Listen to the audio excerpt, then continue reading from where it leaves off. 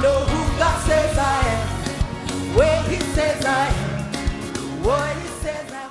See, sometimes God seems to have a mind of His own, and that can be frustrating.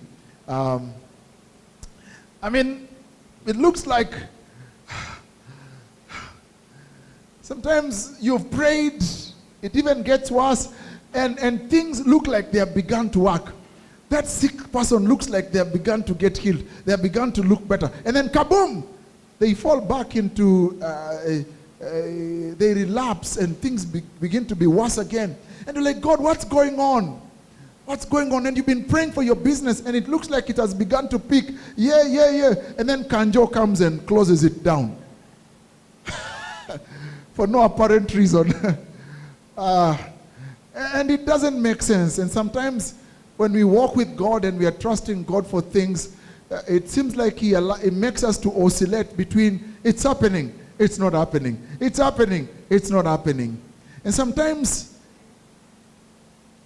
these moments leave us wondering and thinking, God, why is it that sometimes it's so difficult to get you to come through for us?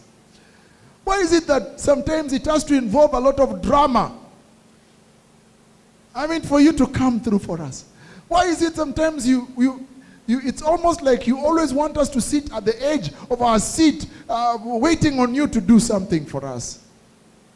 When sometimes God waits until we have come to the end of the rope before He comes. When God waits until we are about to throw in the towel, then He shows up. But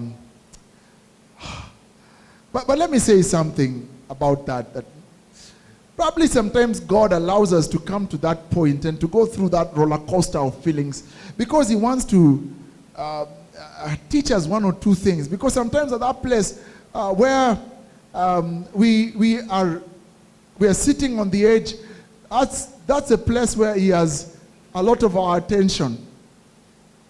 And I must say this, that such moments are not there, have not been set up by God with the intention of destroying us. I mean, His intention is not our destruction. I know who God says I am, where He says I am, what He says.